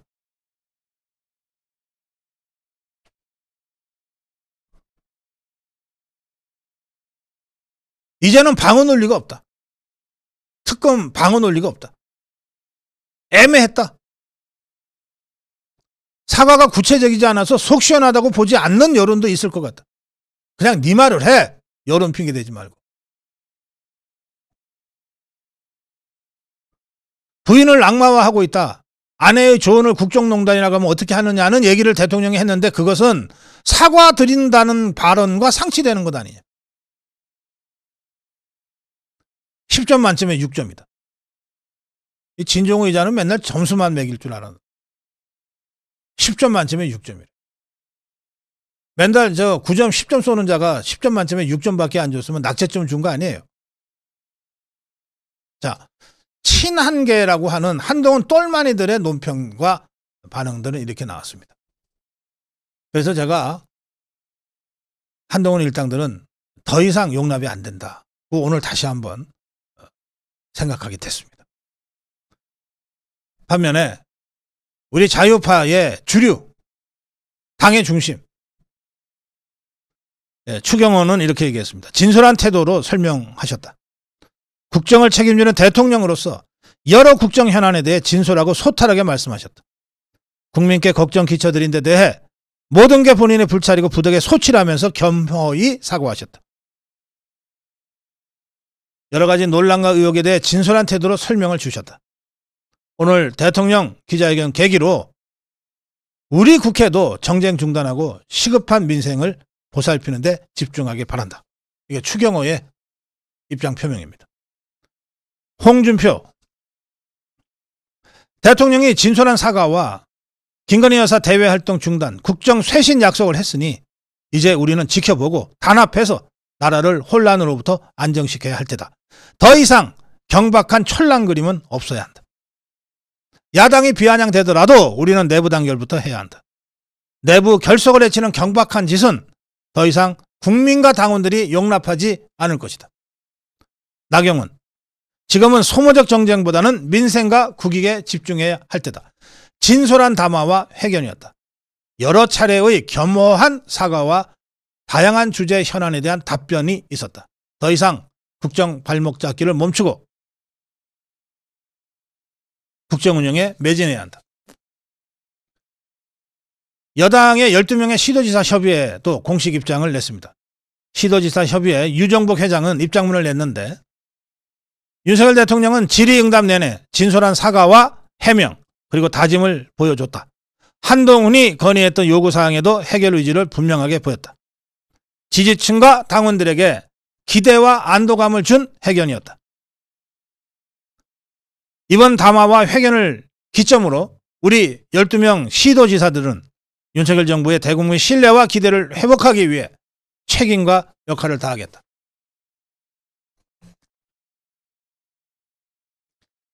진짜 중요한 것은 국민 눈높이 앵무새처럼 외치는 한동훈이나 그 일당들의 논평이 아니고 미리 논평문 써놓고 있었던 좌파들의 논평이 아니고 우리 자유파 국민들의 평가입니다. 지금부터는 우리 자유파 국민들이 어떻게 대통령 기자회견을 봤는지를 제가 전해드리겠습니다. 500원 유료 문자 샵 3333-3010으로 온 문자입니다. 1525님, 우파의 중심이신 고 박사님, 오늘은 오랜만에 기분 좋은 날입니다. 윤 대통령님 기자회견 보고 역시나 윤석열 대통령님이셨습니다. 지지율은 한동훈이만 사퇴하면 올라갑니다. 7006님, 박사님 오늘 대통령님의 기자회견 듣고 속이 후련합니다. 한동훈 이자는 김정은이보다 더한 자 같습니다. 하루빨리 끌어내려야 합니다. 9154님, 박사님 유튜브 보면서 많이 배웁니다. 좌파는 감성을 기반으로 동물적으로 살아가는 부류지만 우파는 이성을 기반으로 논리와 학습을 통해 만들어져가는 존재들이라는 생각이 듭니다. 한동훈 빨리 끌어내려야 합니다. 8073님, 한지윤, 최영옥, 이 동명이인 책임당원 2명이 서로를 모르는데 우연히 같은 내용의 글을 복붙했을까요? 예, 이것은 당원 게시판, 국민의힘 당원 게시판에 한동훈과 그 가족들로 추정되는 6명이 온갖 폐악질을 해댄 것과 관련된 문자이신데 이 문제는 잠시 후 이슈펀치에서 우리 패널들과 함께 다뤄보겠습니다. 오늘 제가 5시에 업로드한 영상에 여러분들이 많은 조회와 함께 댓글을 달아주셨는데 그 댓글 소개해 드립니다. 꽃송이님, 오늘 대통령님 엄청 파이팅 하셨습니다. 힘내시고 수고하십시오. 묵향입니다. 묵향님, 윤 대통령님 끝까지 믿고 지지합니다. 애영탕님, 눈물이 나고 가슴이 찡했어요. 제발 일할 수 있게 여당이 함께했으면. 한동훈 빼고. 여성 권인선님, 윤 대통령님 한동훈과는 비교도 안 되죠. 잘하셨습니다. 김건희 여사님도 순진하고 착한 성격으로 휘말린 것입니다. 앞으로는 현명해지시고 냉정해지셔야 합니다. 이형숙님, 대통령님의 기자회견 감동적이었습니다. 참으로 대한민국의 기품을 대변해 주신 듯합니다. 영부인께서 날밤 새우며 유권자들 문자 답변 스토리 정말 가슴이 먹먹했습니다. 외신 기자들 중에 워싱턴 포스트 기자 질문, 대통령 답변은 특히 고무적이었습니다. 대통령님의 고뇌와 다각적으로 해박하신 역량과 아량도 감탄을 주셨습니다. 고 박사님 논설에 100배 공감합니다. 감사드립니다 하셨습니다. 신재영님, 윤석열 대통령 기자회견 진솔하게 당당하게 국정수행 소회를 표명하셔서 만족스럽게 느꼈습니다. 직무수행에 좀 더 강력한 힘을 느낄 수 있도록 강인함을 보여주셨으면 하는 바람입니다. 수경님, 윤 대통령 매력에 더욱 풍덩 빠졌습니다. 멋진 대한민국 윤석열 대통령님 힘차게 응원하고 지지합니다. 홍자방님, 솔직하신 모습 참 순수하고 깨끗하신 분으로 좌파에서 또 이상한 반응 내놓지 않을까 걱정되는데 하셨고요. 김은영님, 우리 대통령 얼굴에서 편안함과 수심을 같이 봤습니다. 한편으로는 너무 불쌍했어요. 이혜숙님, 이렇게 나라를 위해서 열심인데 왜 불만일까요? 오늘 회담 보고 눈물 났어요. 진정어린 말씀에 눈물 났어요. 더욱더 열심히 싸워야겠어요. 오늘 회담 너무 잘하셨어요. 누가 뭐래도 국민만 보고 가세요. 제가 말미에 전해드린 바로 우리 자유파 고성고TV 시청자들의 목소리가 오늘 윤석열 대통령 기자회견에 대한 국민의 평가라고 저는 감히 믿습니다. 오늘 고성욱 칼럼, 윤석열 대통령이 주도하는 공세적 국면 전환이 오늘 대통령 기자회견을 계기로 시작됐다. 네, 고성국 칼럼이었습니다. 네, 고성국 칼럼입니다. 내일은 이재명 심판을 위해서 우리 모두가 광화문에 모이는 날. 네, 먼저 지난 11월 2일 토요일, 제가 보기에는 그저 10,000명도 안 되는 허접한 모임이었지만 저 정북주사파 저것들은 30만이 모였다고 20배 30배 막 뻥튀기를 하고, 그 11월 2일 그 종북주사파 모임을 이제 내일 한 번 더 한다는 것이고 또 16일 날도 더 한다는 것이거든요. 그 11월 2일 그 종북주사파 집회에서 이재명이가 한 연설 잠깐 먼저 보고 말씀 이어가겠습니다. 2016년 가을을 떠올려 보십시오. 장벽을 허물고 새 시대의 문을 열기 위해 마침내 우리는 주인의 자리를 되찾았습니다. 가녀린 촛불로 부정한 권력을 무릎 꿇렸을 때 우리는 권력자의 국정농단은 이 땅에서 영원히 사라진 것으로 알았습니다. 그런데 어처구니 없게도 최악의 정권을 맞아 그 모든 꿈들이 산산이 흩어지고 있습니다. 세계 유일의 분단 국가 대한민국은 평화가 곧 경제이고 평화가 곧 밥입니다. 싸워 이기는 것은 하수 중에 하수입니다. 싸우지 않고 이기는 것이 상수입니다. 1960년 4.19 혁명, 1980년 5.18 민중항쟁, 1987년 6월 국민항쟁, 그리고 2016년 촛불혁명에 이르기까지 역사의 분기점마다 언제나 일어나 행동한 것은 바로 여러분 아니었습니까? 촛불로 몰아낸 어둠이 결코 빛을 이길 수 없다는 것을 우리 다시 한번 증명해 냅시다, 여러분. 오늘 이 자리에서부터 다시 시작합시다. 불의한 반국민적 권력을 우리의 손으로 확실하게 심판합시다. 함께 포기하지 말고 싸웁시다. 너희가 아니라 우리가 바로 이 나라의 왕이다.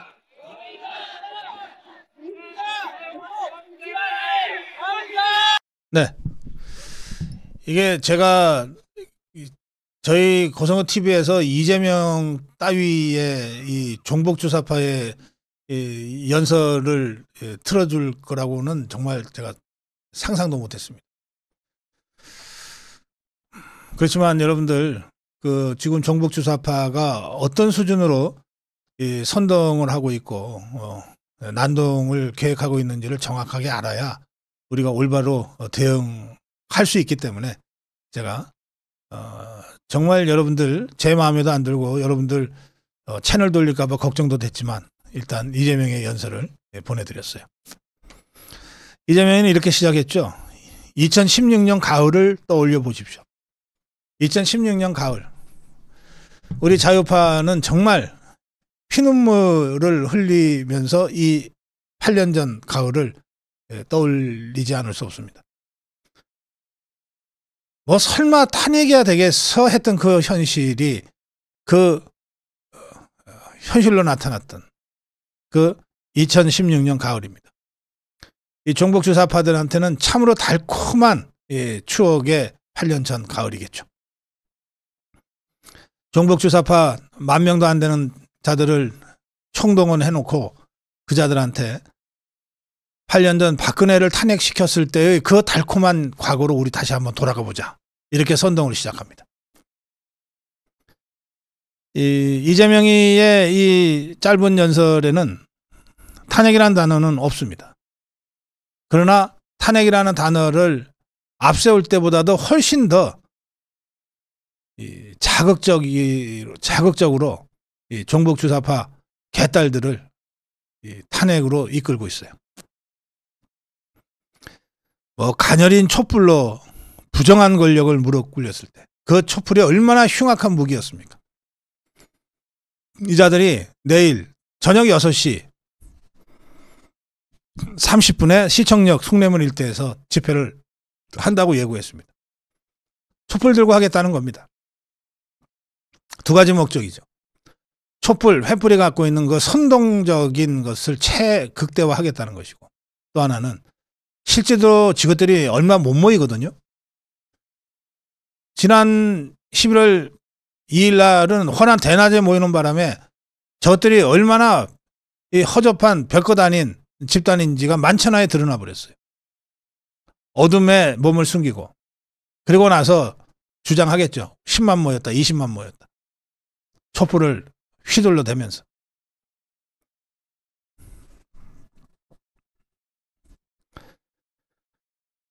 그러면서 이자가 1960년 4.19 혁명, 1980년 5.18 민중항쟁, 87년 6월 국민항쟁, 그리고 2016년 촛불혁명이라고 이름을 붙였어요. 촛불혁명. 문재인이가 대통령 하는 5년 동안에 입만 열면 했던 그 촛불혁명을 이재명이가 그 말을 받아 씀으로써 문재인 포함한 종북주사파 전체를 자신의 방탄을 위해서 드는 촛불 아래로 다 결집시키겠다는 의도입니다.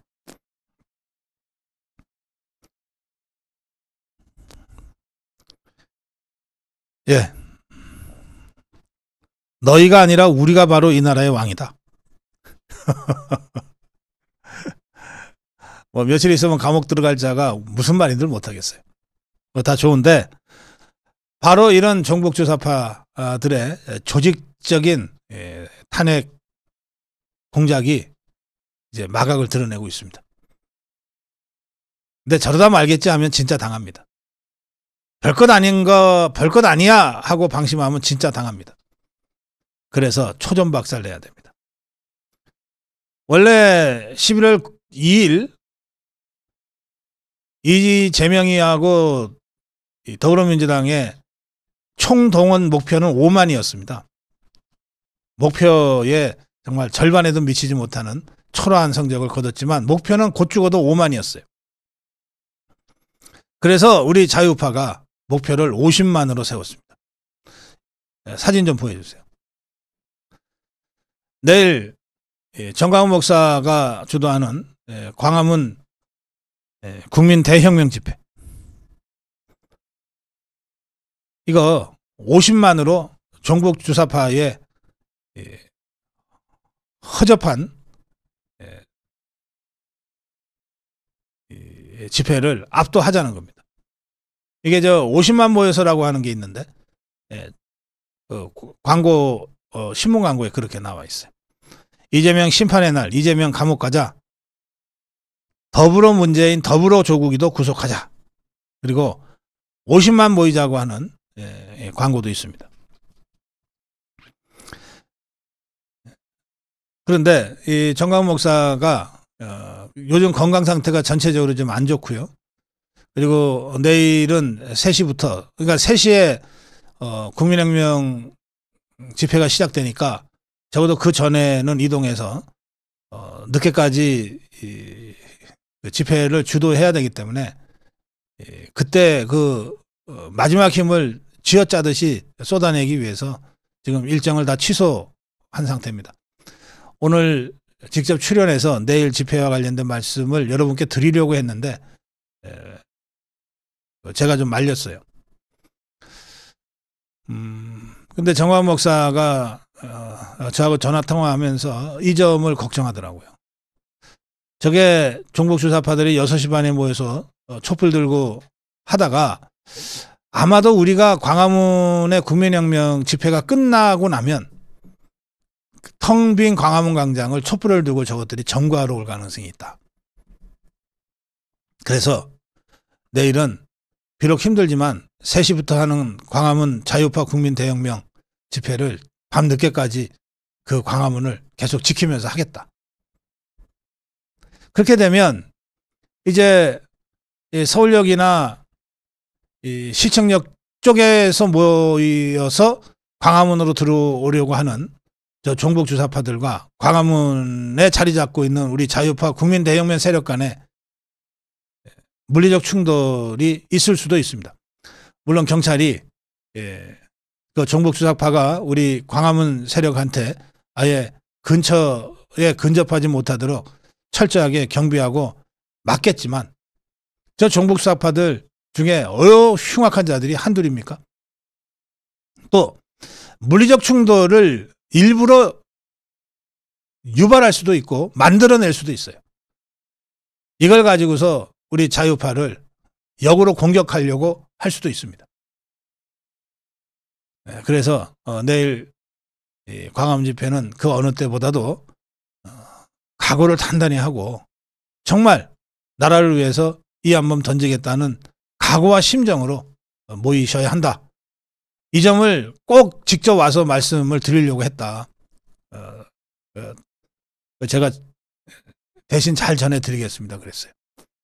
여러분 내일 낮 시간에는 추위도 좀 풀린다 그러니까 집회하기 괜찮은 날씨가 될지 모르겠습니다만 저녁이 되면 또 추워집니다. 그러니까 꼭 그 외투 하나씩 좀 더 준비하시고 바람막이나 꼭 준비하시고 밤 늦게까지 광화문을 지켜야 될지도 모른다. 이렇게 생각하시고 단단히 채비하시고 나오시기 바랍니다. 저도 당연히 내일 광화문에 갑니다. 내일은 11시부터 그 파주에 있는 벙커 갤러리에서 강남 아미고들 그리고 고향 파주 김포의 아미고 회원들과 모임을 갖는데요. 11시부터 모임을 하고 늦어도 2시 전에는 모임을 마치겠습니다. 마치고 광화문으로 달려가겠습니다. 가서 여러분과 함께 탄핵 저지, 종북 주사파 저지, 그리고 이재명 감옥 보내는 이 국민 대혁명 함께 하겠습니다. 여러분들 현장에 한 분이라도 더 많이 나와주셔서 우선 수로 압도해 버려야 됩니다. 10배 이상의 세를 우리가 보여줘야 되는 날입니다. 강원에서 여러분 뵙겠습니다. 자, 고성국 칼럼이었습니다.